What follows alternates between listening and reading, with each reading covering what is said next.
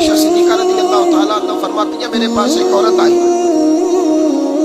تو میں نے اسے اس کے ساتھ 2 بیٹیاں تھیں اس کی، میرے پاس 3 کھجوریں تھیں، میں نے اس بیوی کو دے دی،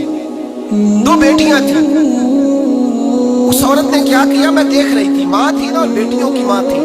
اس نے پہلے ایک ایک کھجور دونوں بیٹیوں کے منہ میں ڈالی اور پھر جو کھجور اس کے پاس بچ گئی میرا خیال تھا یہ کھائے گی، لیکن اس ماں نے اس کھجور کے 2 ٹکڑے کیے اور وہ بھی اپنی بیٹیوں کے منہ میں ڈالے۔ حضرت عائشہ صدیقہ فرماتی ہے اس کا عمل اتنا حسین تھا،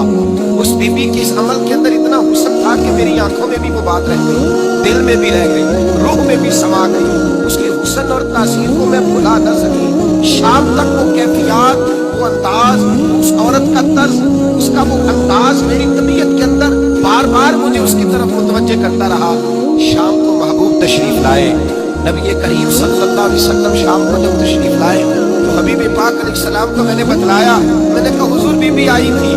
اس کا چہرہ بتا رہا تھا کہ بھوکی ہے، لگ رہا تھا کئی دنوں سے کھانا نہیں کھایا، 3 کھجوریں تھی ہی میرے پاس 3، 2 بیٹیوں کو دے دی، وہ کھا سکتی تھی، لیکن یا رسول اللہ صلی اللہ علیہ وسلم اس نے کھائی نہیں، وہ بھی کھجور 2 ٹکڑے کر کے بیٹیوں میں بانٹ دی ہے۔ حضرت عائشہ کہتی ہے دیر تک حضور میری بات کو سنتے رہے، دیر تک میری طرف دیکھتے رہے، اس تصور کو، بیٹی کے پیار کے اس ذائقے دیر تک محسوس کرتے رہے، اور پھر فرمایا عائشہ جو دنیا میں بیٹیوں کی وجہ سے آزمایا جائے گا، جب قیامت کا دن آئے گا تو رب اس سے حساب نہیں لے گا، بے حساب ہی جنت میں داخل فرما دے گا۔ اللہ پھر اس سے حساب نہیں لے گا جو بیٹی کے سبب سے آزمایا جائے۔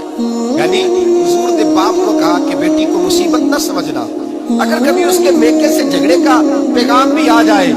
اگر کبھی دوبارہ تجھے اس کی طرف پلٹ کر جانا بھی پڑے، میرے نبی پاک صلی اللہ علیہ وسلم سے کسی صحابی نے کہا تھا یا رسول اللہ بہترین صدقہ کون سا ہے؟ حضور بہترین صدقہ کون سا ہے؟ وہ میرا مال جو اللہ کے راستے میں خیرات کروں تو رب مجھے زیادہ اجر عطا کرے، وہ کون سا ہے؟ تو میرے نبی پاک نے فرمایا اگر تیری بیٹی واپس لوٹ آئی، طلاق کی وجہ سے یا بیوہ ہو کر واپس آ گئی اور تجھے اس لوٹنے والی بیٹی پر کچھ خرچ کرنا پڑا، تو تیرے رسول کا وعدہ یہ ہے کہ اللہ تجھے اس روپے پر سب سے زیادہ اجر عطا فرمائے گا،